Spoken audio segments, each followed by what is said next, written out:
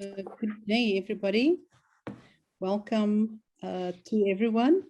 Thank you for your willingness to participate in the webinar hosted by Resource Africa. My name is Leslé Jansen. I am the CEO for Resource Africa, based in Cape Town. I would just like to introduce Resource Africa as the host.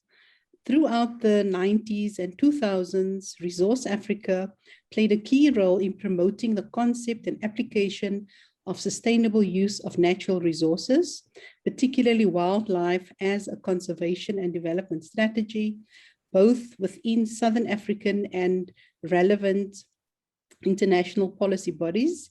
Its focus was on promoting community-based natural resource management called CBNRM, and its ability to meet the triple objectives of conservation, poverty alleviation, and good governance. Resource Africa's strategies were and continue to be to ensure the perspectives of marginalized rural communities were heard and are heard and influence policy processes to expose the sound science of supporting sustainable use as a conservation strategy.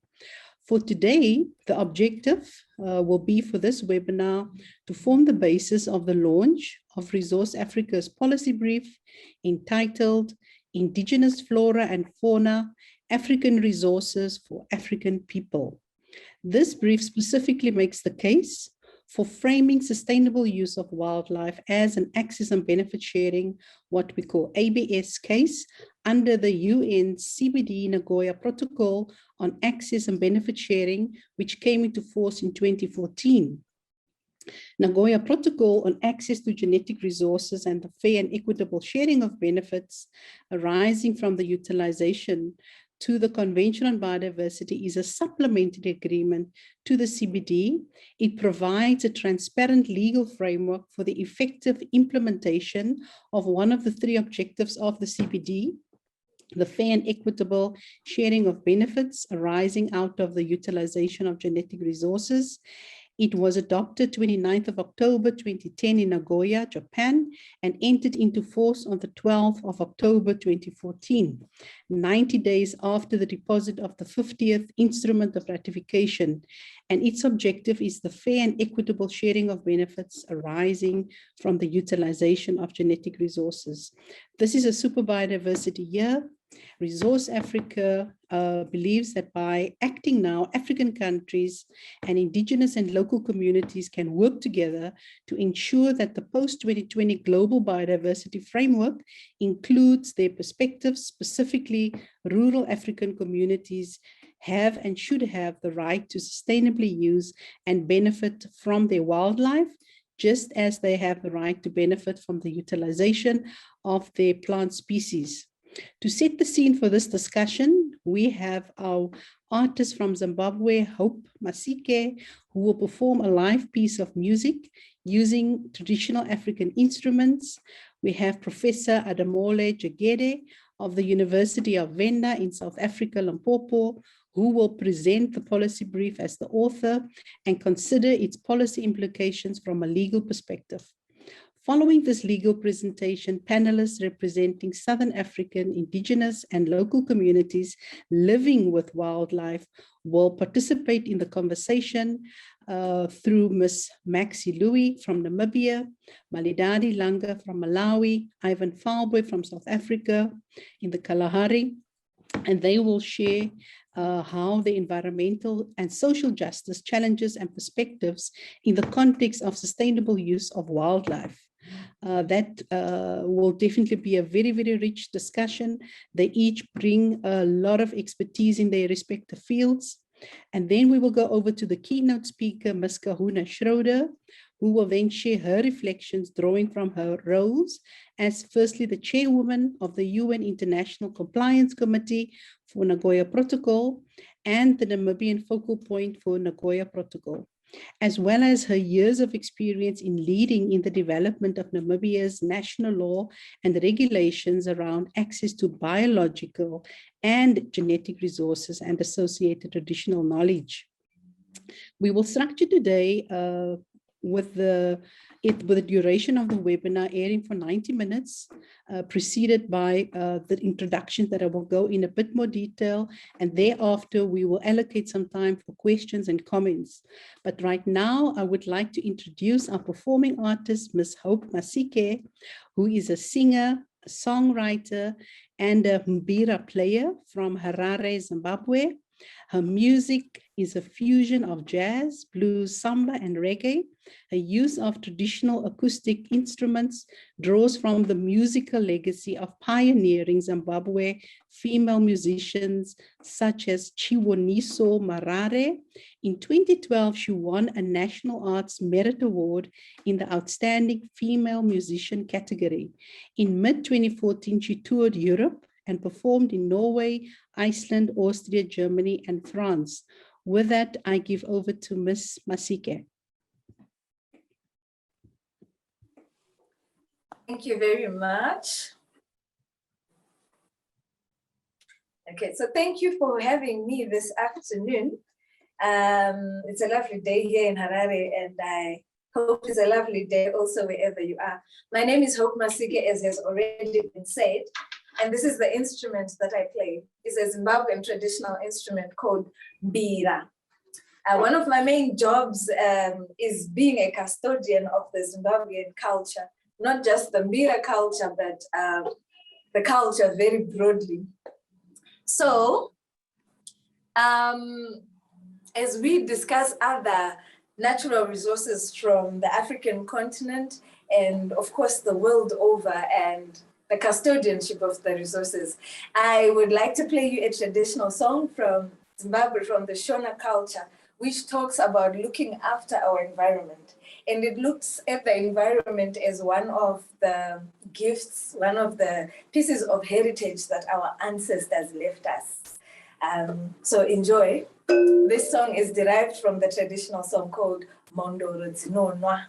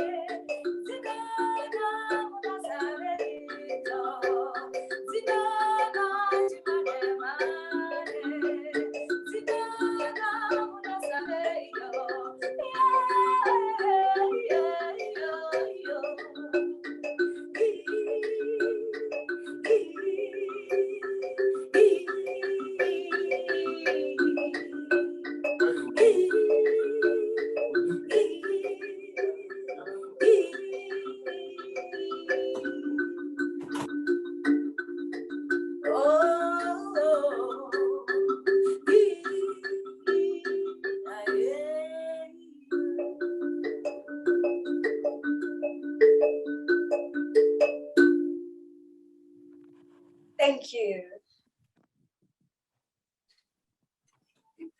Thank you so much, Ms. Sike, for that, Ms. Masike, for that wonderful performance. I think it sets a very nice ambiance for our discussion further. Thank you so much. Thank you. We look forward to your later performance as well. That said, just a house rule. I see there's a question in the chat. In terms of the video, this will be recorded and we will be sharing it publicly on our website. And if there's request for us to also email it, so don't worry, it will be publicly available. You're free to put in any questions in the chat. When we get to the comments section or the discussion towards the end, we can then reflect back to the chat, the questions that came up in the chat, and we will deal with them accordingly. At this stage, I would like to introduce our next speaker, our next presenter, which is Professor Adamola Gigere. He's a professor of law, a senior professor of law in the School of Law at the University of Venda, Thohoyandou, in the Limpopo province, South Africa. And his research focuses on the interface of climate change and biodiversity with human rights of vulnerable groups. In collaboration with Resource Africa, Professor Gigere is the author of this policy brief around framing sustainable use of wildlife as an access and benefit sharing case.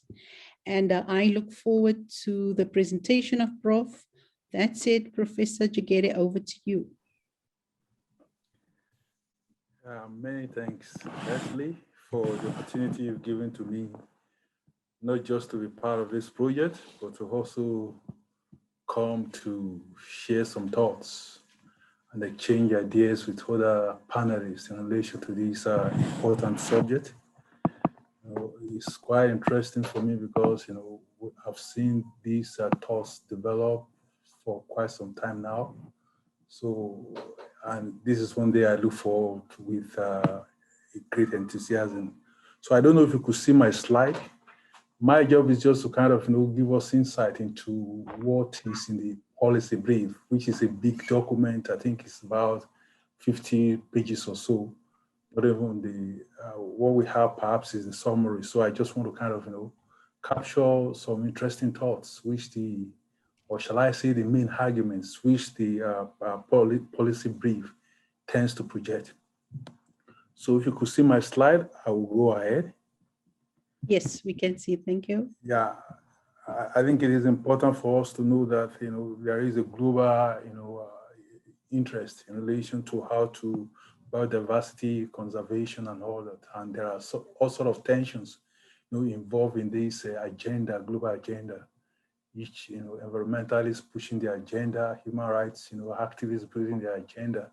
So we see tension between right activists and, environmental, activists. And for me, this tension is needless.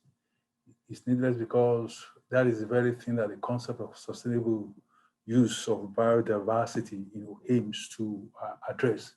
But sad to see that, this concept is highly, appreciated in the discourse. So, so like I said, so this policy brief tends to challenge the narrative that seeks to stop hunting in all its forms. We tend to assert that that narrative is inaccurate. It ignores the basic reality around the legal frameworks in which the concept functions, and so we're projecting three arguments to show its inaccuracies, and of course after doing that we try to show through that policy brief why traditional hunting is indeed an ABS issue, framed in the CPD Nagoya Protocol. So essentially, that's what the policy brief tends to achieve. But I'm just going to take us through some of its major highlights. I mentioned the other time that the narrative that tends to stop or place a total ban on traditional hunting is inaccurate for certain three key reasons. The first key reason is that it promotes, that pro-silo vision of biodiversity, which has been a major problem in Africa. Is imperialistic in nature and colonial, and it seeks to kind of further such narrative, because that is the same problem that we've been having with environmental protection all through Africa, post-colonialism, and what it evidences at both national and international level is that the evidence is fragmented thinking in legal and policy, governance in relation to conservation. What do I mean by that? Because when you look at the legal framework, particularly at the international level, you will see this silo thinking, this fragmented, vision of biodiversity, so embedded or entrenched in a lot of its instruments. You see, the first instrument, 1979 Convention on Migratory Species, tends to take only, birds with the intention of protecting them. You see, then we move to wetlands of international importance, which there's another convention, the convention called Ramsar Convention. That convention also seeks to protect, things within the wetland setting, flora and fauna within that setting. So then later on we have CITES, the Convention on International Trade in Endangered Species, which though has its own potentials, but in reality is that it ignores, basically the rights of local communities, particularly communities that have over the years been the custodians of these custodians of nature. So you see that silo thinking too. What do I mean by that? Silo thinking in the sense that an important stakeholder or an important actor is always left out of it, or an important component is always left out of the instrument. So that is what you see continue until CBD and Nagoya Protocol, which tend to kind of bridge this gap in terms of providing for protection and of course rewarding services for community based management bodies to ensure that they benefit from their services, their ecosystem services. But then in reality is that when you see these two instruments, which I think have potentials, the thinking is also that in terms of its implementation, as we're going to get to know later, they exclude the fauna in relation to how they frame access and benefit sharing. Basically, it focuses, you see the strand relating to flora well developed, but then the implementation has been sort of quiet at the international level in relation to the fauna, which I think is the main focus of this presentation, because issues in relation to hunting fall under fauna. That is why it is important that we look at this framework within the context of how they really relate to that subject. So you see, so that narrative tends to further this pro-silo vision of biodiversity. And of course, it's also anti-African cosmology. It's anti-African cosmology. We all know what African cosmology is in relation to the environment, that we see the environment as indivisible. We do not separate the plant from animal in terms of how traditionally we take care of this stuff, because we know how dependent our lifestyle is upon these two entities. So there is no dichotomy, no distinction, no separation, no isolation of one thing for care and isolation of another thing for something else. So there is this holistic way of looking at the environment, which I think mostly the legal framework in international setting is if I can use the word threatening. You don't see that you don't see that approach being practicalized at that level, operationalized at that level. So that narrative, as I'm saying, is anti-African cosmology, because it kind of disturbs or offends how we view the environment. As far as we're concerned, the environment command respect. We command respect. We give it respect as part of our cosmology. We try as much as possible to live, in most local settings at peace with the environment. We tend to secure a balanced worldview about how the environment should operate. We see people, ecosystem and biosphere, as one and the same, because they are, because we are, and because we are, they are. I remember very well that's an African speech which Thabo Mbeki gave the other time. He was also referring to even nature, saying that what makes us African is even how we live and interact with our nature. So we are because nature is. So, and as far as the cosmology is concerned, there's also something spiritual to it. There's something cultural to it. So, as far as the African cosmology is concerned, the understanding is we live simply on nature, so that nature may simply live.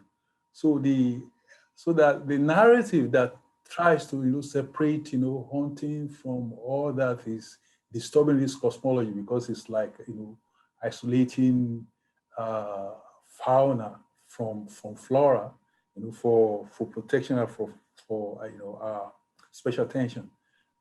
Meanwhile, if the whole idea of African cosmology is allowed to have its way, there shouldn't be any need for such distinction or dichotomy or such, discourse at international level in relation to how to stop,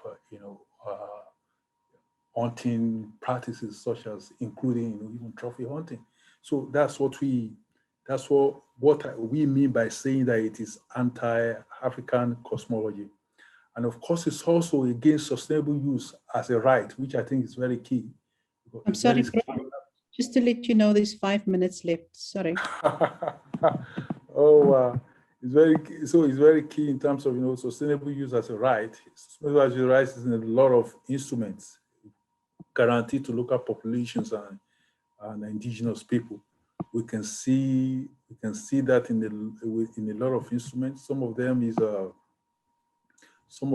the international instruments that you can see displayed there. Is sustainable use, not separating between fauna and flora is embedded in some of the instruments. They mention it in their preamble, even though they did not kind of discuss it extensively. But you can see it in this instrument. You can see it in the Convention on Migratory Species, CITES. You can see it in even United Nations Convention to combat desertification. You can see the issue of sustainable use of flora and fauna, even in that context. So we see, so at the regional level, there are also other instruments which deal with such issues, so which we project in that policy brief. We have the Southern African Development Community Regional Strategy, which talks about it. We have the African Union Agenda 2063, which talks about sustainable use. And we also have the Convention on Conservation of Nature, which speaks to this issue. So it's a very important issue, not just in the environmental sector. It's also an important issue in international human rights, domain. Because when you look at Article 25 of the Universal Declaration on Human Rights, it speaks to the right of everyone to have a standard of living which is, adequate for their health and well-being. So, and you look at Article 1.2 of the ICCPC, it also talks about the right to subsistence, which is what we're talking about now, because when we talk about local populations and indigenous populations in Africa, it's not about affluence, really. It's not about affluence. It's more of subsistence to survive, to break that poverty margin. So that's what makes that this issue of hunting very important. And when you look at UNDRIP, which is United Nations Declaration on the Rights of Indigenous People, you see it's covered at Article 3 actually. Talks about right to self-determination, right of indigenous peoples and local population to self-determine, to pursue their economic and cultural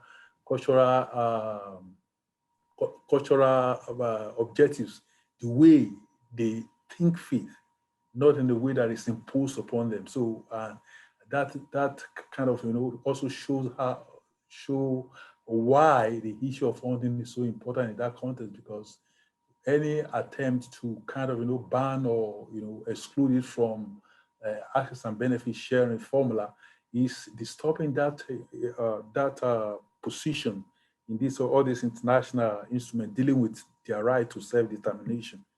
So this is so, and we've seen cases in relation to that even at the regional level. At the Andrews case, for instance, which talks about the right of indigenous people to food, water, housing, and all that, is built on this concept of sustainable use, because denying them the land, denying them access to land where they have traditionally lived, all in the sense of, all in the name of creating games, as far as the African Commission is concerned, is a disruption to their right to sustainable use.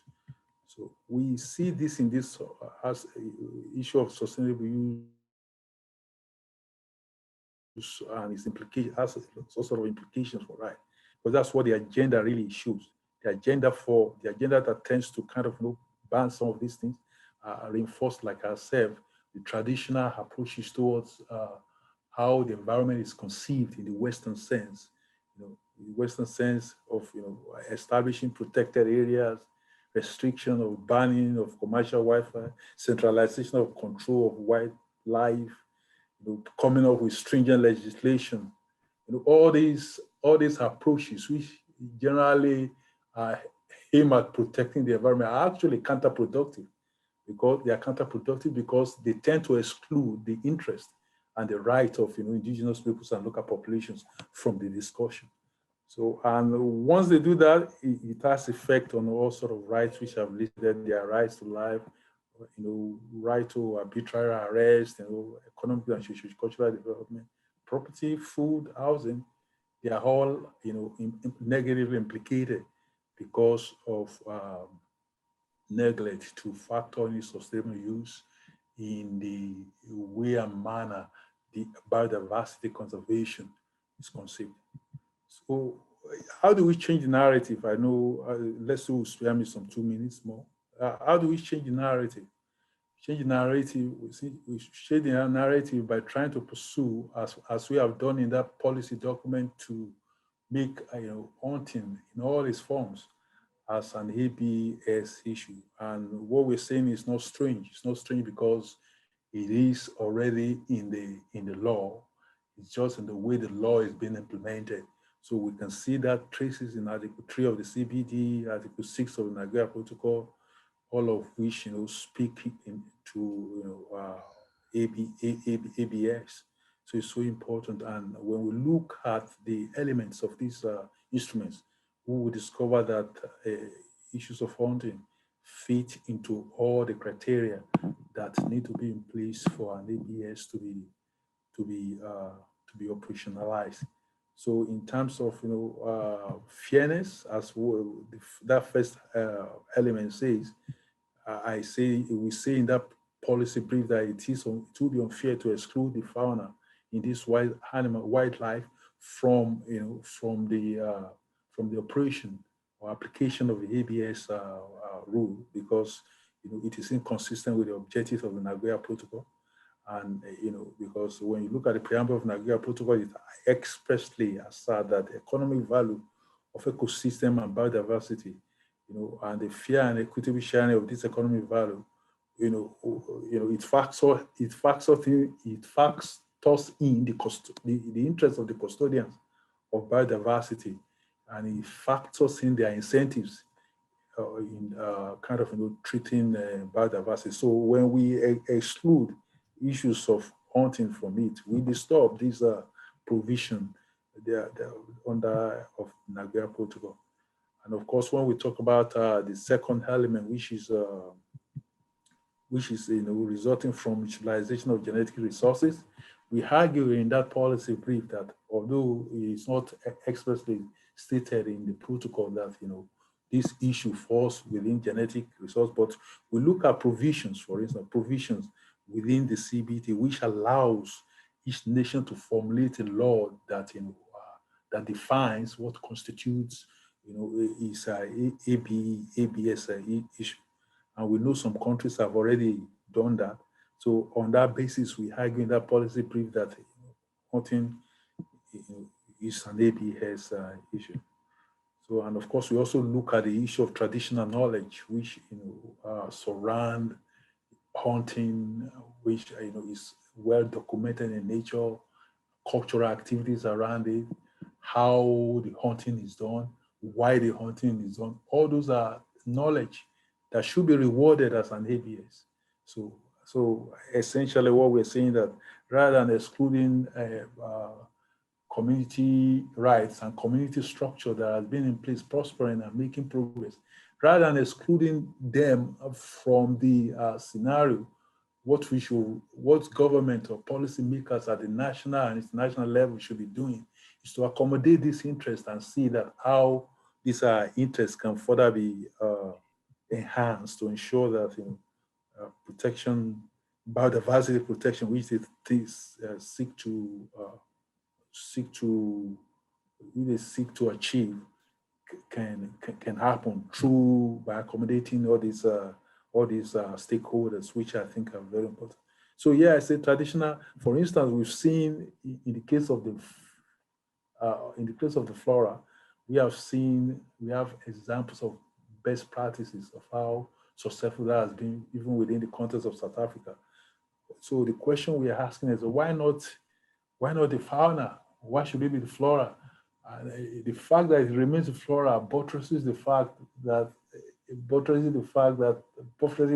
silo thinking that we're talking about. It buttresses that anti-African cosmology thinking that we're talking about. So it is important for government and policymakers at good level, whether national, regional, international, to ensure. Yeah. So that is, and when they do that, it will strengthen the CBNRM and, of course, further their interest. So I want to end with this quotation from President Cyril Ramaphosa. I hope he still believes in it. So thank you so much. Thank you so much, Prof. Just as we know you, I think it was very, very important meat that you've given us, the pro-silo thinking, that fragmented way of doing things, the African cosmology and the interconnectedness of how we as African people view our natural resources, the plethora of laws that supports this way of life, that supports sustainable use. You've very clearly outlined. You've also outlined how the African Commission and the kind of legal precedents that it sets very much supports sustainable use. And it's the very issues that makes us African people, that makes us African. And so we want to thank you for that. We want to appreciate it. Unfortunately, the time doesn't allow us to go further, but I think we're going to continue to build on this conversation. At this stage, I would like us to move over to our next panelist, which is Maxi Louie. She is a Namibian community-based conservation expert. She is a director of the Namibian Association for CBNRM support organizations. She's the chair of the Community Leaders Network supporting 9 Southern Africa countries. It's a collaborative grouping of rural representatives from these different countries in Southern Africa, and she brings a very rich experience around this issue of sustainable use of wildlife. So with that, Maxi, we give over to you. Thank you. Thank you so much, Leslé, and good afternoon and good morning for those that are from afar. So I would like to, my presentation will very much be on the outline of CBNRM, but also use some case studies in terms of CBNRM, what it is. And I will probably start by outlining 3 areas that underpin CBNRM. First of all, it is a very community-centered program. So this CBNRM, which is the Community Natural Resource Program, it's a very centered, people-centered program. Secondly, I also just want to underpin that it involves natural resources. I think I just want to tie in what Professor was saying. As Africans, we are very closely linked to our natural resources. That is our heritage. That's what we are. And in this program, the communities depend on such resources, and those resources are, just to outline them, it includes water, obviously, it includes the biodiversity where they live, it includes the land, and it includes wildlife, and it includes fisheries and any other natural resources that you find. And I mostly also want to emphasize, I'm actually referring here to a program that is mostly being implemented in rural Africa. So all those resources you will find in rural areas.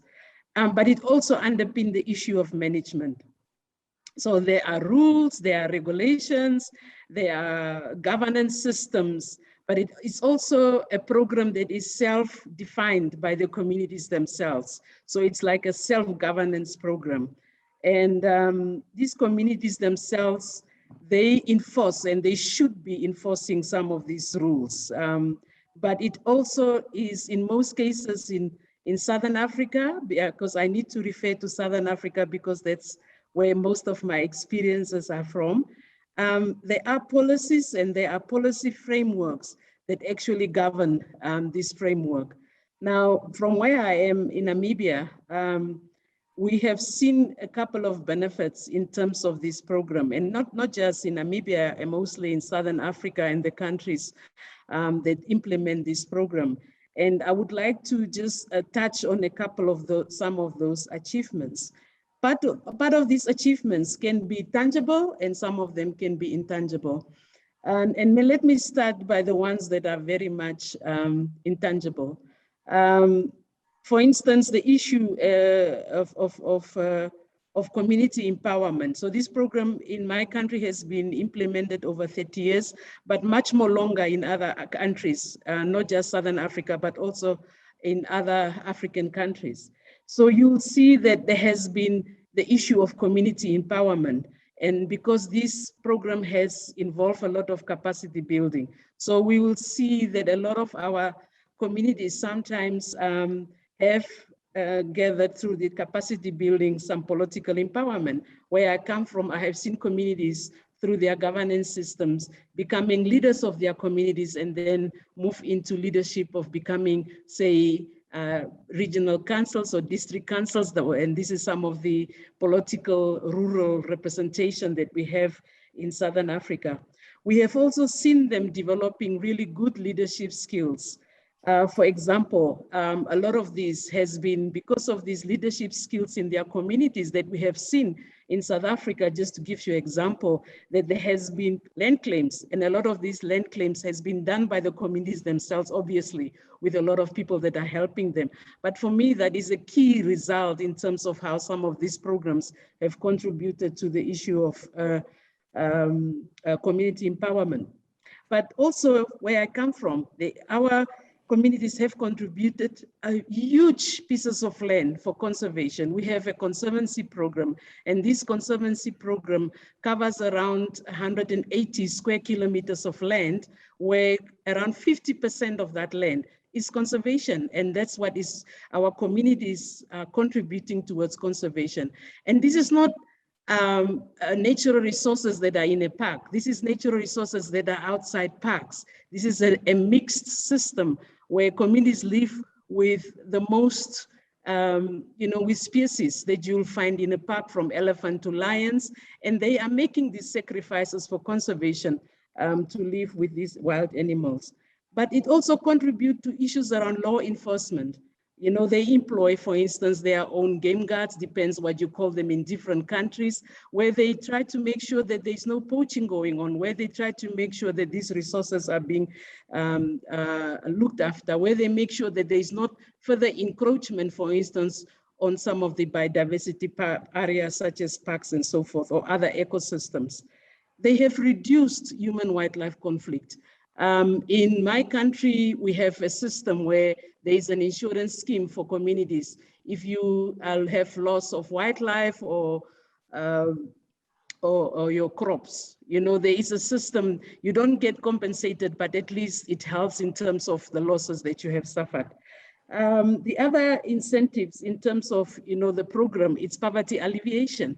I mean, when you look at countries such as Namibia, Botswana, and Zim and Angola, parts of Angola, these are semi-desert countries. We are not the biggest crop growing countries. And so we live off our natural resources, and part of those natural resources are wildlife. So it actually creates incentives in terms of people living off the land, but living from wildlife. And part of it is sustainable use, and part of it is hunting. I think Professor said it, that this has been part of it. It's a pity that when we talk about hunting, it's always been divorced as something that has never been part of us. But hunting has always been part of what we do. Our communities have always done this in a very sustainable way, and we need to encourage them to continue doing that. And so it's also a question of us being asked, how do you trade? You know, the issue of trade, I could see there's a policy in terms of, you know, that we can trade as communities, but now we are being questioned in terms of, you know, who should we trade with? How should we trade with? So those are some of the challenges that I see as part of the program. I'm not yet the challenges, but I think it is part of the issues that are coming up. It also contributes to the issue of security of land tenure. You know, communities are setting aside land for conservation, but also for their own use in terms of addressing their own issue. And I think it's sometimes an issue that is not being taken into account. Then we comes to the financial benefits. The financial benefits, a lot of the CBNRM activities that are being implemented in these countries are very tourism related, but there's also others that are non-tourism related, and they contribute towards employment. I come from a semi-desert country. I mean, what employment apart from a couple of agricultural projects that you find? So people use this program as a way of being included as part of tourism, and hunting is part of that. I mean, that's something that has really contributed a lot in terms of income to these communities. In my country, if you take hunting away, that is when you are contributing to poverty. That's what I can say. And this is the bread and butter that I'm referring to. So you take the bread and butter from these communities, that means that you are contributing to poverty anyhow. So we talk about our governments are struggling in terms of creating jobs. And this is what we are doing sustainably. So why are you taking away what you are doing sustainably? And also, Leslé, one of the disappointments is that I've just listened to what the professor was saying. All these agreements that has been signed by our governments, but then we have all these anti-hunting, anti-use people that are attacking our communities, and our governments, not all of them, but some of them have not stand up and saying, we have signed these treaties and we will not be bullied by people. We are not doing something illegal. We are trying to do something that we have signed for as countries. So why can't we protect our communities? Why can't we protect our people that we are trading with, whether it's hunters or not, it doesn't matter, but that is part of sustainable use, and that is part of the as he referred to, as part of the African cosmology. So we should protect what we have. This is our heritage. So this is what CBNRM is. Obviously, it has its own challenges. Part of the challenges is issues that our communities still do not have voices. We have not managed to address of a lot of issues that are faced by our communities, issues around human rights, issues around big multinational companies that are coming and they are investing on our lands without the permission of the communities, issues around sustainable use, issues where our communities are being moved out of their areas, and there's ways that are being made for conservation. So all these issues are not being addressed, or the recognition that we are contributing towards conservation, that recognition is not coming out. So I think, Leslé, for me, the issue of bread and butter includes hunting, and that is part of us, and that's the message I would like to share, that we need to continue fighting for what we think is right. But we need to continue fighting what we think is our heritage, and that is just part of what we do in Southern Africa and other parts of Africa. So I think I will stop here, and then I would probably leave it for questions and comments later. Thank you so much. Thank you so much, Maxi. That was excellent. I think in some ways the conversation is broadening a little bit, but these are all extremely important issues.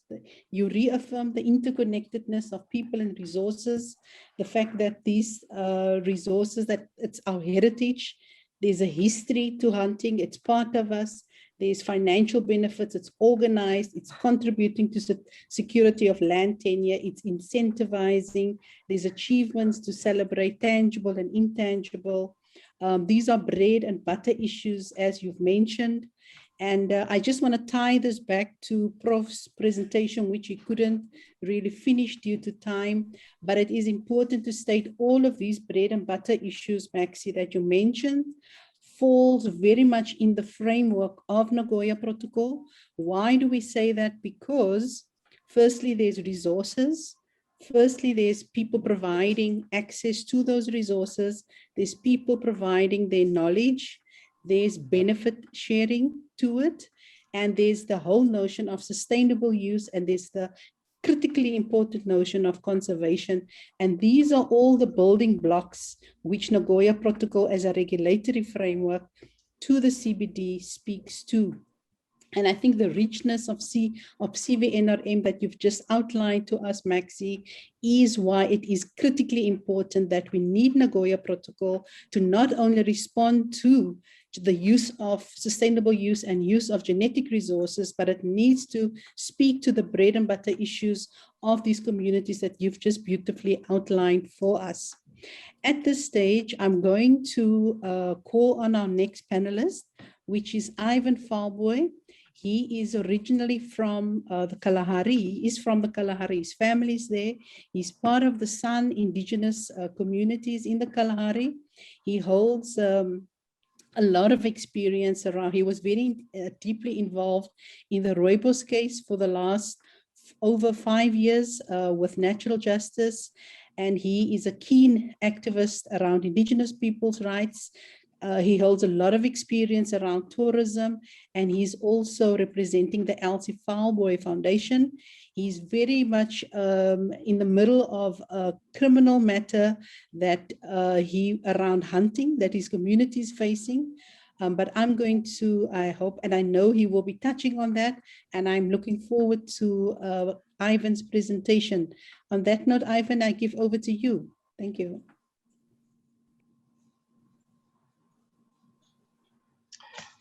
Thank you very much, Leslé. Good afternoon or good day to everyone. Blessings. Sorry, can I just quickly ask on you to put the presentation up? Thank you. Yeah, so like Leslé introduced, myself, I'm from the Kalahari, Southern Kalahari. I'm currently based in Cape Town. I'm working for an organization called Natural Justice, but I'm also part of the Elsie Falboy development organization. So we are based mostly in the Kalahari, and we are trying to support the community members on that side, more specifically the youth. Also looking at how we can support the women. But quite lately, we have been shifting our focus also quite a lot to other matters that came up in our community. So just a very brief background. So yeah, the Kumani San group is originally from the Southern Kalahari.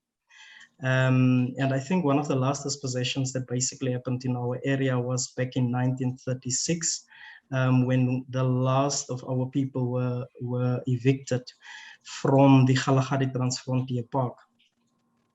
So ever since then, back in 1996, our community leaders started with a land claim, so where we were successful in getting back about 6 farms at first outside of the Kalahari Transfrontier Park. We also received an additional 2 farms outside of the park, as well as 25,000 hectares within the Kalahari Transfrontier Park.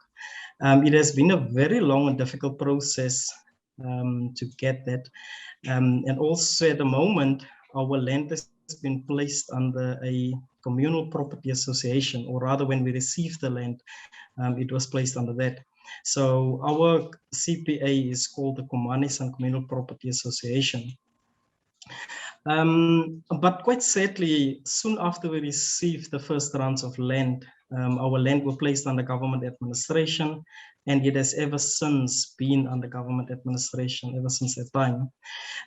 If you look at the picture that I have on the left-hand side, that is our late traditional leader, David Kruiper, on the left-hand side, with our former president, Mr. Mbeki, and that is my father, our current traditional leader, standing next to him.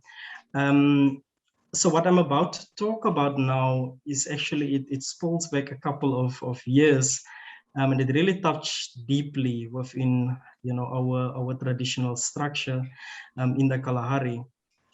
So both of our leaders in the picture have been accused of criminal charges for trying to feed the people, using their own resources that is on their land to feed the people. So yeah, so I will just touch a little bit more as we go on with the presentation. You can go to the next slide. So just as an indication, as you can see, we have marked with the red cross over there. So that is basically where the Komani community communal property association is based.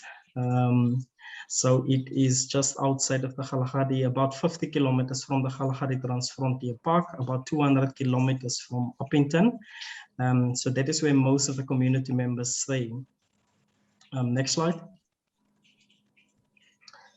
So during the start of the hard lockdown in South Africa, with a lot of community members and a lot of people, in South Africa, everywhere in the world facing all of the hardships that came with it. More specifically, communities, that are already in a very impoverished state were very severely impacted. And this was one of the cases of my people in the Kalahari. So during the hard lockdown, community members that that form part of the CPA executive, they were really severely impacted. So that our community members, as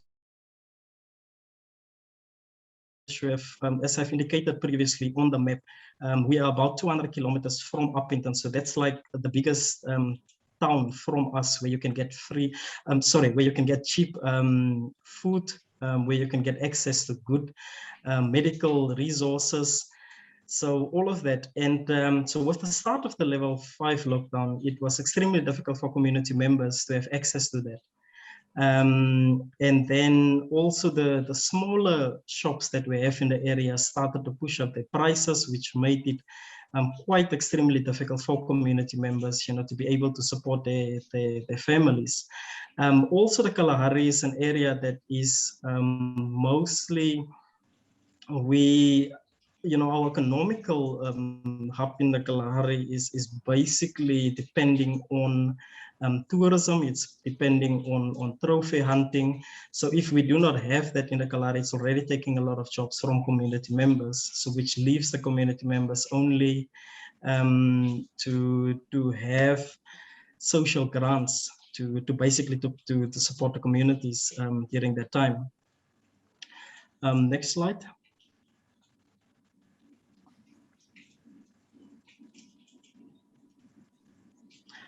Blessing, sorry, can you? Oh, thank you. So what happened during the time was that the traditional leadership structure in the Kalahari. So our community consists out of two components. We have the traditional community or the traditional structure, as well as the CPA executive. So these are the two governing bodies that govern our CPA in the Kalahari. So the leaders then set out to do a hunting trip and to basically to hunt some of the animals, which is some of the resources that belongs to community members, to support community members, especially during this time period. So, but unfortunately, during this time, what happened was that the 5 members that started with this whole process was then a court case was opened against them, as well as a disciplinary hearing was also opened, sort of as an interim measure or an internal process rather, to bring the people to sort of justice, I don't know, in our communities. Yeah, next slide, thank you.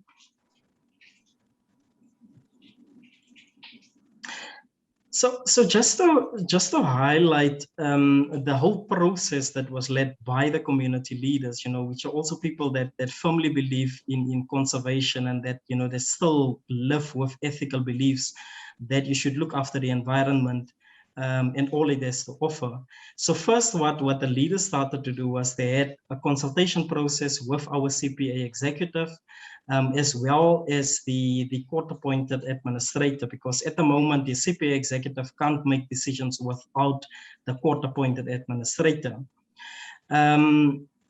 So while those discussions were busy happening, the leaders then also went to the police station at Witrai, where and this was now before they started to go in for hunting. They went to the police station, they speak to the people. There was a letter that was also given to the police to inform them that this hunting is going to take place. They also made sure that, the firearms that was used was legal, and that the hunter was a legal hunter. So all of that was checked prior to the hunting to take place. There was also an inspection that was done on one of the farms that was specifically set aside for traditional and conservational use. So the leaders went in, they looked at the amount of animals that was on the land.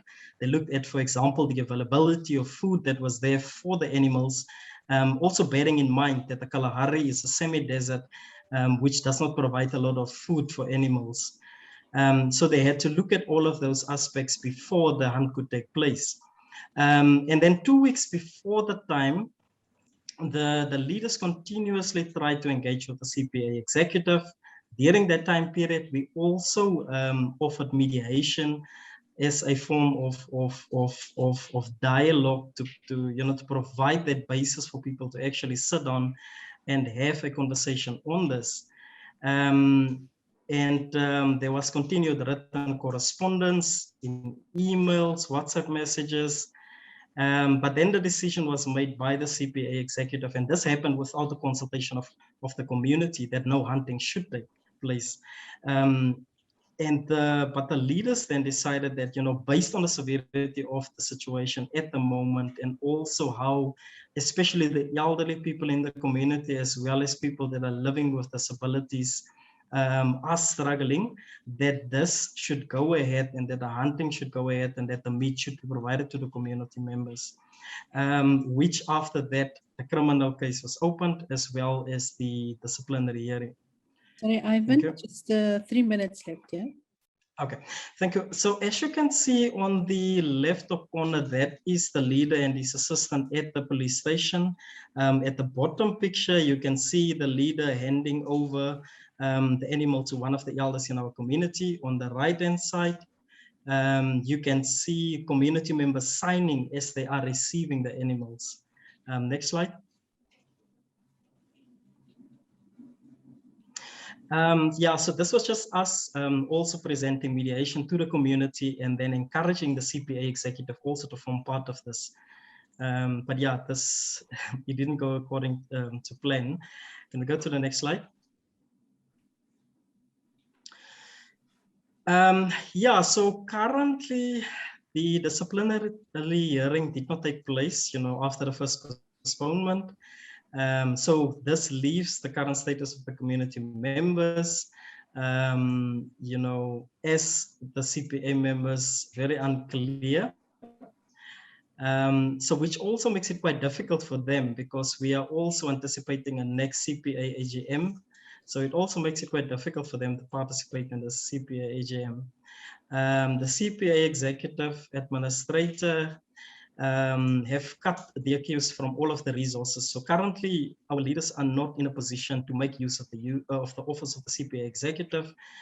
They can't attend any of the gatherings.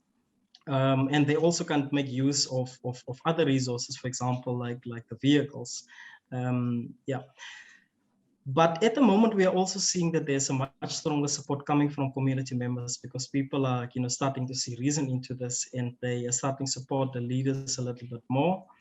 The current situation in the Kalahari remains, however, still the same, and we are also having quite a lot of COVID cases now.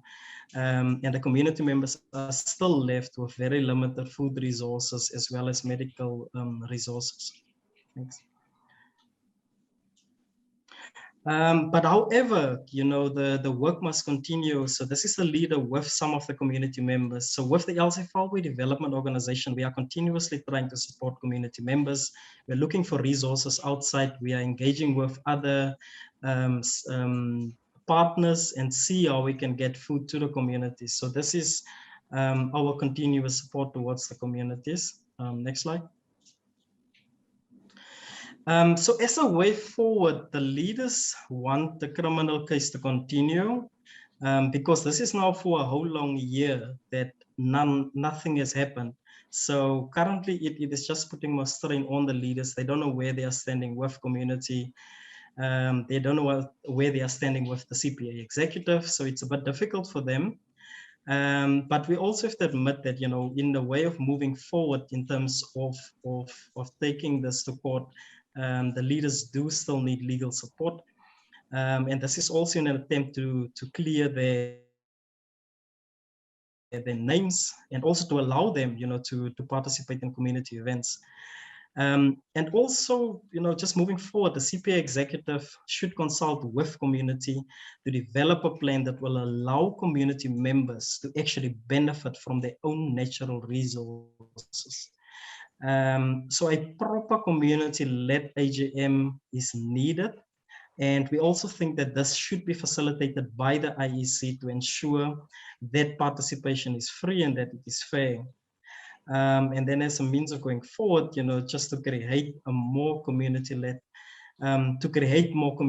projects. And this project should then, benefit everybody. Next slide. Thank you. So that would be the end of my presentation. Thanks, Leslé. Thank you so much, Ivan. That was incredibly rich.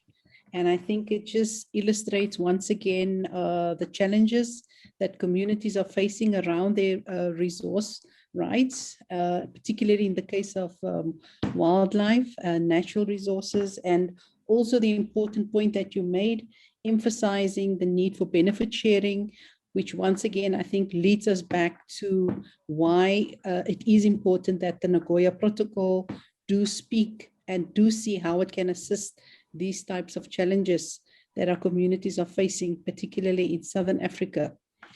Thank you so much, Ivan. I, at this stage, would like to move on to our next panelist, presenter, which is Mr. Malidadi Langa. He's the chairperson of the Kasunga Wildlife Conservation for Community Development Association, a land and resource use rights defender of the Kasunga community. Mr. Langa is a member of the Community Leaders Network, of which Maxi is the coordinator. It's a collaborative grouping of rural representatives from 9 Southern Africa countries. It is our great pleasure and honor to host Mr. Langa. Over to you. Thank you. Thank you very much, Leslé. It's a pleasure to be part of the panel for this webinar around the Nagoya Protocol and its provisions. I will give some perspectives in terms of linking what Prof presented to the reality, the lived realities in Malawi. And the background of Malawi is that it's a small country with the pristine national parks and protected areas, but at the same time with a very high population and also a very high population growth rate.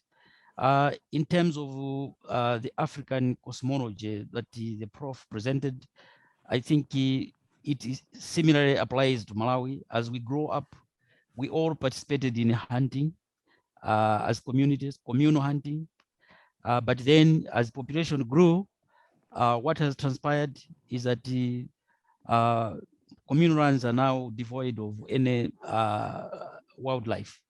And also farmland has become scarce, and there's a lot of pressure on this communal land, such that there is now palpable pressure on protected areas in terms of encroachment for farmland, encroachment for subsistence hunting.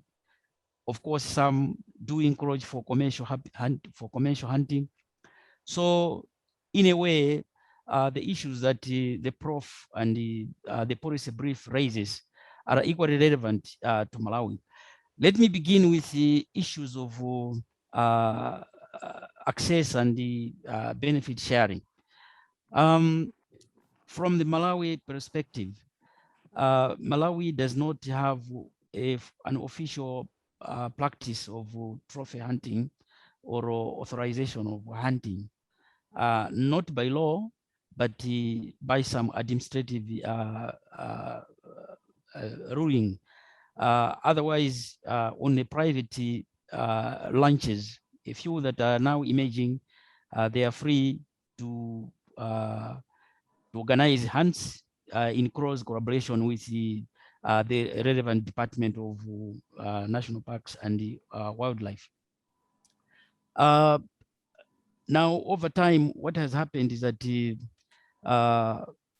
number one, there is the issue of the colonial framing of conservation in fortress terms, with a hard border in terms of them as in communities and us as in the protected areas. And this type of framing has sometimes created some sort of tensions between communities around the protected areas and those inside and the conserved areas. Now, what is happening, has happened over the last few years, is that government came to the realization that that type of approach cannot continue. So in the last decade, Malawi passed a new national wildlife policy, which actually contains provisions about community-based natural resource management. And over the last 5 years, 10 years or so, we have seen some positive gains in terms of communities taking part in conservation, more particularly of wildlife along the protected areas. And these communities have been contributing to conservation by way of actually sensitizing people not to go into the park for hunting, much as the people would still want to hunt, given the African cosmology. But there's been sensitization through the CBNRM networks that have recently been established along the protected areas. And then also relevant is the issue that the communities have also managed to enter into agreements with the government in terms of benefit sharing. But then the issue is, given that Malawi does not currently have a practice of hunting, the beneficiation from wildlife is linked to photographic tourism. But then we still have questions that arise in terms of, because since the inception of CBNRM, we have seen and we have heard reports that wildlife populations are rising, elephant population, the kudu population, the buffaloes. So there are these reports emerging that as a result of the active engagement of communities, the population, wildlife populations are rising. But now the question that arises is, given that we do not have, we do not authorize hunting or trophy hunting, as it were, as a part of the access and the benefit sharing arrangement, what will happen in the event that the current trend we're experiencing in terms of population numbers increasing vis-a-vis the pressure around the protected areas. So that is a big question that is being observed, but the communities remain engaged. And also we have seen some softening in terms of the way this hard border management of protected areas has been enforced. Recently, there's been some effort to engage communities. Of course, sometimes we still have some complaints around the way law enforcement is done. Sometimes people find it a little on the harsher side. And then also there are issues around those people that have encroached in the protected areas in terms of agricultural land. Sometimes it has not ended well because the law is a law. If they are caught cultivating in protected areas, then they are subjected to all sorts of punishment, and also as provided for the law, jailed, fined. And mind you, the fines are not small, they are quite stiff, and even the jail terms are not little, they are quite long. So some of these issues are slowly becoming more or bordering more on human rights issues. But the good thing is, as communities, we remain engaged with the government, and the government is also monitoring what is happening. So in conclusion, in terms of including wildlife under the provisions of the Nagoya Protocol, in Malawi, we see some hope that with the rising populations of wildlife, someday government will have to make a decision in terms of how to create some sort of safety valve so that there is a balance between the food that is available in the national parks and the level of the population. And what is interesting for us, what will be interesting, rather, will be how communities will engage in the process of creating safety valves so that there is a balance between the carrying capacity of the protected areas as well as the needs of the livelihood needs of the communities. So these are some of the perspectives that I thought I should share in this webinar. Thank you very much. Thank you so much, Mr. Langa, for that rich presentation. And I mean, we certainly take the issue that that the policy brief and what it outlines is definitely applicable to Malawi, that there is elements of benefit sharing occurring in Malawi, but more from the photographic tourism component, and that this approach, as the policy brief is outlining, would have some benefit to Malawi. And there is the issue of rising populations of wildlife, which will need a system going forward. So we take those points and we appreciate hearing from Malawi. Thank you so much for that. At this stage, I would like to move us over because our time is really running out and we had to cut some of our question and answer time. I, at this stage, would like to go over to our keynote speaker, which is Ms. Kauna Schröder. She is the Namibian biodiversity expert, advisor to the Office of the Environmental Commissioner in Namibia's Ministry for Forestry and Tourism. And as I mentioned earlier, she's the chair for the UN International Compliance Committee on Nagoya Protocol. And she was also part, or is also part, of the Africa group of negotiations looking at climate change. So Ms. Schröder, we give over to you, having heard the challenges around encroachment, these issues, communities aligning feel that there is alignment with the issues that Nagoya Protocol as a treaty speaks to. What are your thoughts in this regard? And we give over to you. Thank you. Thank you, Leslé. Also to the team, the panelists, for your contributions, as well as sharing some information with us with regards to the issue of access and benefit sharing in relation to wildlife. It's interesting, or it has been interesting, to listen to each and every one of you, in particularly when we speak about different rights of communities.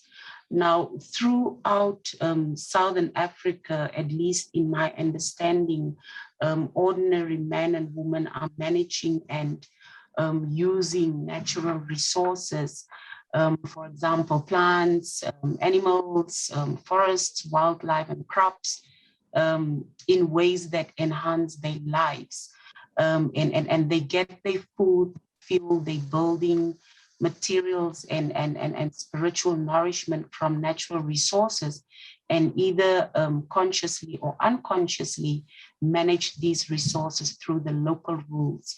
And also the taboos that our last speaker has just spoken about in terms of issues of law enforcement and compliance, and also belief systems that they have developed in particular contexts. Now, I would like to briefly touch on the access and benefit sharing. Access and benefit sharing in the context of the Convention of Biological Diversity focuses on what CBD indicated to us as the third objective under the convention.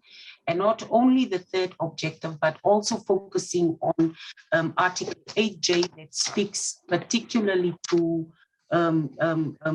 countries that are subject to Article 8J that is subject to national legislation that touch on the respect, the preserve and maintain knowledge, innovations and practices of indigenous knowledge, innovations and practices of indigenous and local communities, where we need to ensure that it is embodying traditional lifestyles that are relevant for the conservation and sustainable use of biological diversity, and promote the wider application with the approval and involvement of the holders of such knowledge. Key word that we have been focusing on is definitely sustainable use and utilization. If we go back to the third objective of CBD and what the convention stands for, then it really talks about the equitable sharing of benefits. Now, on 29 October 2010, and this may be information that you already know, the Nagoya Protocol on access on genetic resources and the fair and equitable sharing of benefits arising from the utilization to the Convention of Biological Diversity was adopted in Nagoya, Japan. And being a supplementary agreement of the environmental biological diversity is one of the most important multilateral environmental treaties recently adopted. I mean, we are still trying to see how best we can implement this Nagoya Protocol. So the key objective of the Nagoya Protocol is to set an internationally legally binding framework to promote a transparent and effective implementation of the ABS concept at regional, national, and local levels in the future. Now, if we look at what the IUCN considers, IUCN basically considers ABS the third objective of the convention to be a concrete example for valuing biodiversity and its ecosystem services, and for taking proper account of the value in preparing what we need to do.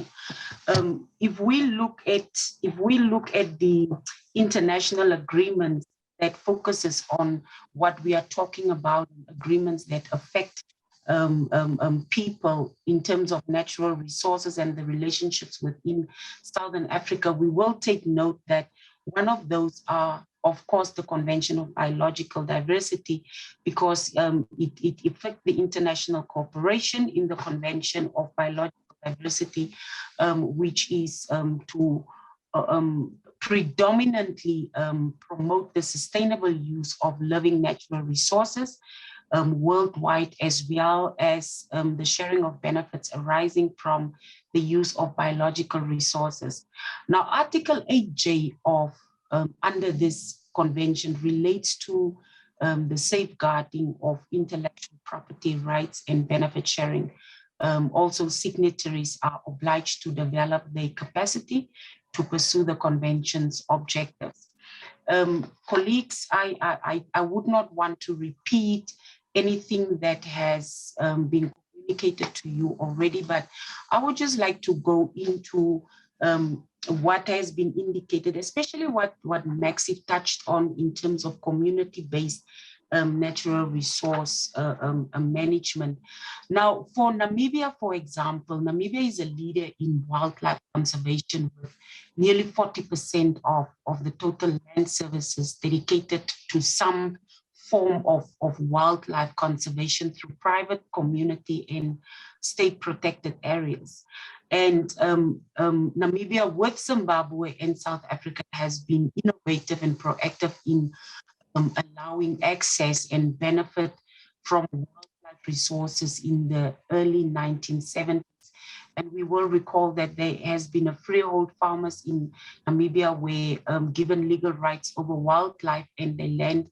And this has been seen significant increase in wildlife numbers outside the state of protected areas. It is quite important for us as we go through this discussion in order to launch this policy document and to look at what is important. It is important for us to understand that Nagoya doesn't explicitly cover hunting, but it could, of course, be included in national ABS measures. And in the context of Namibia, it is also an excellent example of how sustainable use of benefits from such use can serve as an incentive for conservation. We will note that most of the countries in the SADC region speaks of sustainable utilization, which is the key aspect on which we are focusing. Having said that, if wildlife is used as genetic resources, example through use of genetic information, then ABS measures would apply. It's somewhat similar to why we wouldn't use ABS legislation to control timber harvesting for charcoal production, for example. And if we succeed in our attempts to get into the different international agreements and have that in place, for example, the global mechanism of benefit sharing that we currently have under negotiations, if we have that in place, some of the monetary benefits from such use might be captured. We also note, or I have taken note of your discussions in terms of the impact that is on communities.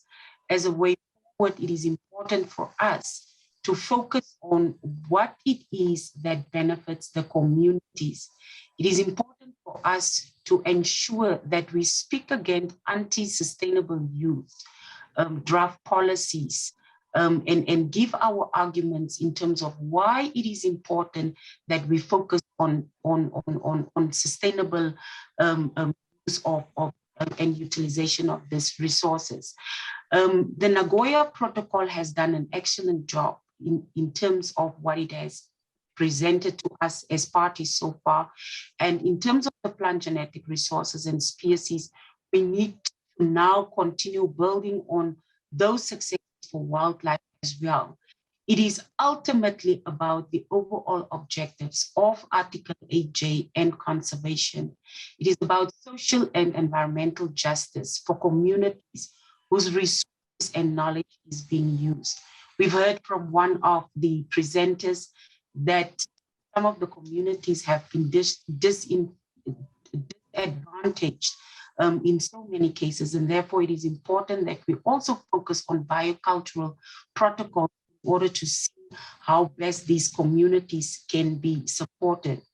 We learned that wildlife is an important renewable natural resource, and indeed, if it is sustainably managed, it can provide continuous nutrition and an economic income, and that is one of the beliefs that we have, because once it gives an economic income to our communities where they can benefit, it will address the issues of poverty challenges that we already have. And I think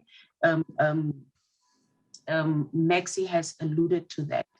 I also want to bring under our attention that Southern Africa, the policy emphasis for CBNRM has been on wild game. There are various ways in which to interpret what this is, but we need to stand firm. We need to make sure that policies emphasize on wild resources of national and international value and what it means for our people. I think, Leslé, that is in short what I would want to introduce, but focusing predominantly in order to put a way forward, we would like to have to focus on what the needs for the communities are. In terms of setting up biocultural community protocols in each communities, we need to see how these communities can be capacitated. We need to see through the different stakeholders how we can continue to raise awareness, how we can continue to build the capacity. This is indeed a new topic. We would like to ensure that we see through Resource Africa, as well as the Southern African communities who live in their natural state with animals surrounding them. We would like to see that policies are created that speak to the conditions, the situations, and the challenges that communities are faced with. It is important that we ensure that communities are capacitated in terms of understanding not only how they can benefit from their livelihoods, but also understand what the legal implications are, as well as being capacitated in terms of how they can be supported through the different components of these treaties and these laws that we basically had. So that, in short, from my side, Leslé, I would like to think that this is an excellent initiative that has been taken from your end, and it is important for us to now look at what the way forward is. We now need to look at what is it that we're going to do. We now need to look at how are we going to forge networks in order to focus on the aims and the objectives that has been outlined under this program. It is not only about the communities, but it is about making sure that sustainable utilization is taking place. It is about ensuring that we urge the groups within Africa, not only in Southern Africa, but that we urge the groups within Africa to argue sustainable use of wildlife as a human right of local populations and indigenous communities in Africa. We need to ensure, as a stakeholder group, as groups that understand the rights, the human rights and the rights of communities, we need to make sure that we defend the regulated trophy hunting as an example of sustainable use of wildlife and an aid to biodiversity conservation. We need to make sure that wildlife economy and livelihoods of local populations and indigenous peoples are taken care of. We need to make sure that we protect the rights of our communities. There is no use for us to speak about the rights and sustainable utilization if we don't understand what it means when community is not enough.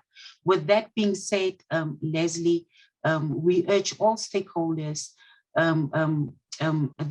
to come together and have a network of a community that will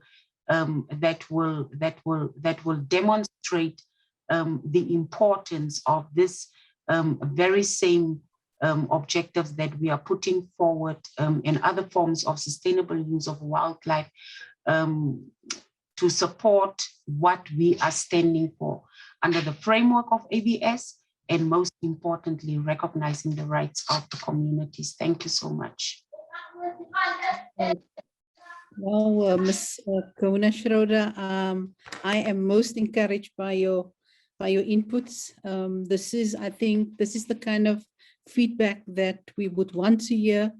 You do speak of the national measures and the importance of it, even though it might not explicitly exclude it, but you are so right, because what Namibia has shown us at national level, they've gone beyond the minimum of that standard that Nagoya Protocol sets out. They've gone beyond, and they say they're not limiting sustainable use just to genetic resources. And I know that that was part of your leadership. So for you to come today and come alongside these communities and say that where people are speaking out against or where there are anti-sustainable use sentiments and arguments, that is spoken out against it, that we need to look at the economic income of communities where they are benefiting, that we need to look at how issues like wild game is interpreted for the issues of conservation and communities, social and environmental justice for them, and that the necessary policies needs to be created and as a way forward.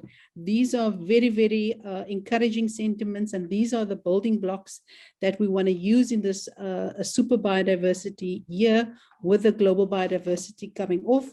Just in terms of the way forward, just to say that there is a regional network called ACBA, which we work closely with as well as the CLN network. So the network building and us as a region being united is absolutely a priority for us going forward.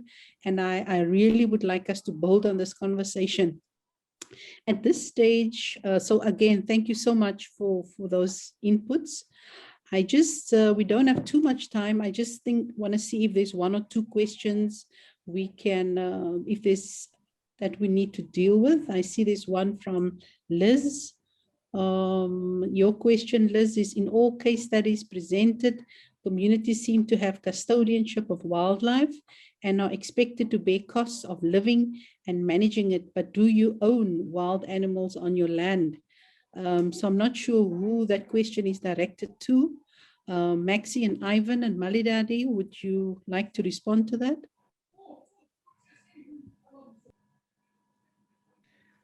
Can I? Yes, please go. Yeah. Maxi. Thank you so much, Les. Yes, no, the wildlife is still owned by the state in most of the Southern African countries. So we would like to see something, and that is the issue of ownership also being addressed, especially the issue of devolving rights and creating incentives for these communities. More incentives. I think there is incentives, but we need to create more incentives in terms of making sure that we can keep wildlife as part of that heritage that we're just mentioning, but at the moment not. I think the cost is the communities actually have more cost living with wildlife. You are right, and that should be addressed. So we need to find a balance. We need to strike a balance that ownership could be one of them, and I think once people have ownership, they actually will be able to look more after the wildlife. So I think that is from my side. No, they still don't own the wildlife on communal land. That's what I know. Thanks, Maxi. I don't know if Ivan or Malidadi want to come in quickly. Yeah, I can also confirm that in Malawi, we also communities do not own the wildlife, and neither is it there on communal land. But you have this perception that some sort of a transition of perception that we should access the wildlife, which is in protected areas. And that is where now CBNRM is coming in to manage the interface between communities, despite the hardship they face, and with the national parks and protected areas. Thank you. Thanks, Malidadi. Ivan, you want to comment? Yeah, thanks, Leslé. No, I think, if we would have spoken like, in an ideal world back in the days, it would have been that, wildlife does not belong to anybody as much as, people don't belong to the area that they live in. So it would have been a mutual, beneficial living condition back in the days. But of course, in today's world, it's much different. In our case in the Kalahari, the wildlife do belong to the community members, but obviously there are outside forces that control that. And unfortunately, when something does not go the way that those outside forces, want it to go, then obviously community members are, they're left in the dark when it comes to that. So in a practical way, you can say that it does not belong to the community members. Okay, thank you for that, Ivan. Then we've got a second comment from a Stefan, which says, good afternoon from Berlin. The German party, Green Party, says in its party manifesto, protecting species also involves effectively stopping the commercial wildlife trade and trophy hunting. Are you aware of this? What can be done to get your voices on the German and European level? Best regards, Stefan. Maxi, you want to come in on that one? Yeah, I think this is just alluding to what I previously said in my presentation, is that this is how there's a lot of misinformation when it comes to issues around trophy hunting and hunting in general, especially to the European public, and the German public is one of them. So when I read the Green Party manifesto, we found that a lot of this information is also very personalized around people that are vegans, people that don't eat meat, people that have an anti-hunting agenda. And and it's very one-sided.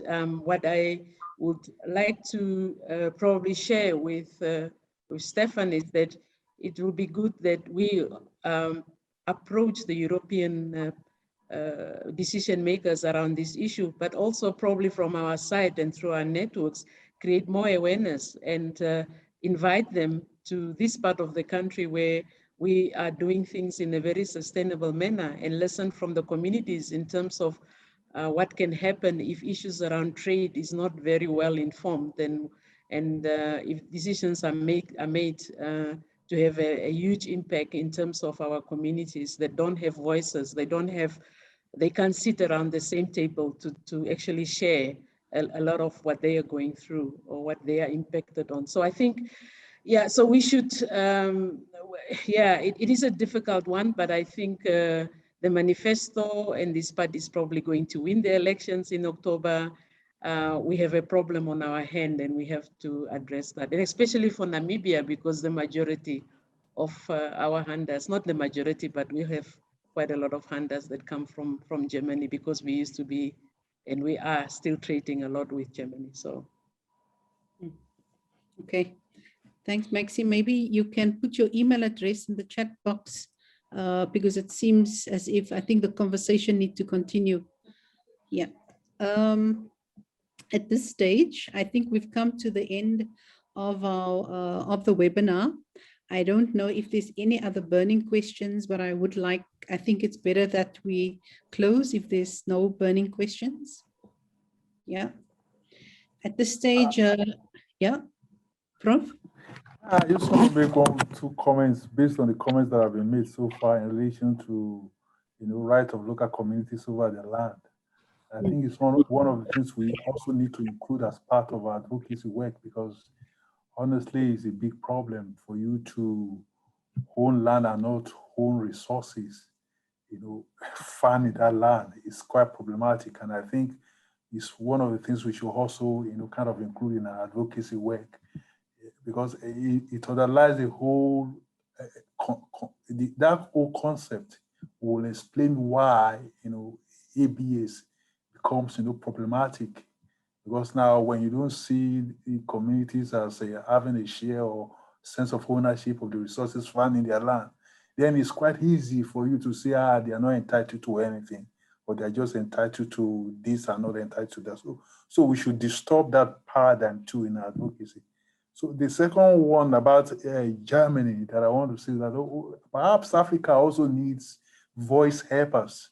By voice helpers, I mean those, even though we are not there, but those who are there who can raise all these issues on our behalf when, before their audience, before their parliament, before their system, so that they will know what is happening in Africa. So that's just what I want to say, Leslé. Thank you. Thanks a lot, Prof. If just to let you know that from CLN and Maxi and our colleagues in Resource Africa, they are very vigorously going exactly towards that aim.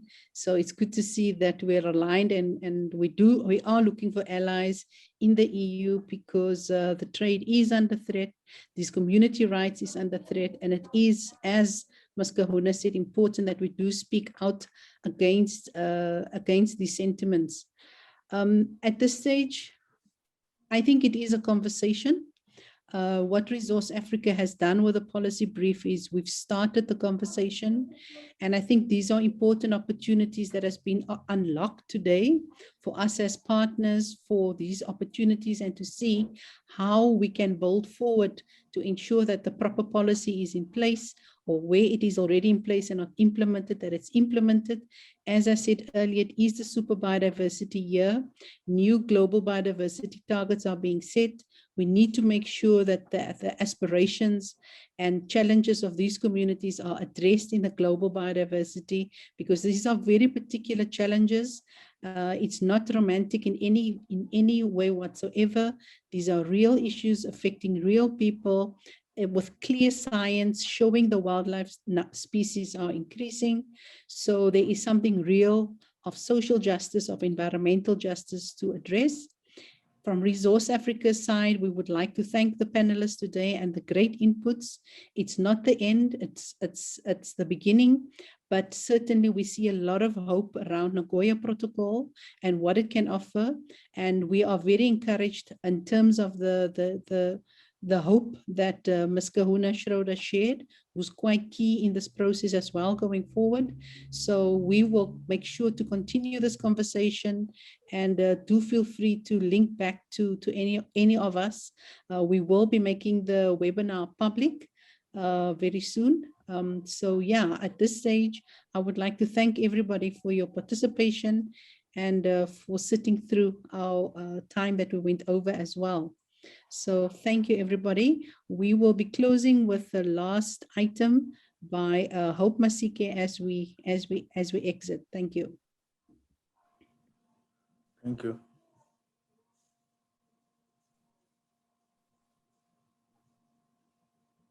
There's no sound. Blessings.